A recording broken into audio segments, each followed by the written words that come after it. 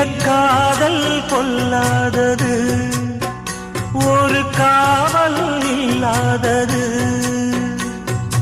ஊதக்காத்தில் வஞ்சி மாது ஒத்தையிலே வாடும்போது போர்வை போல பொத்தி அணைப்பே.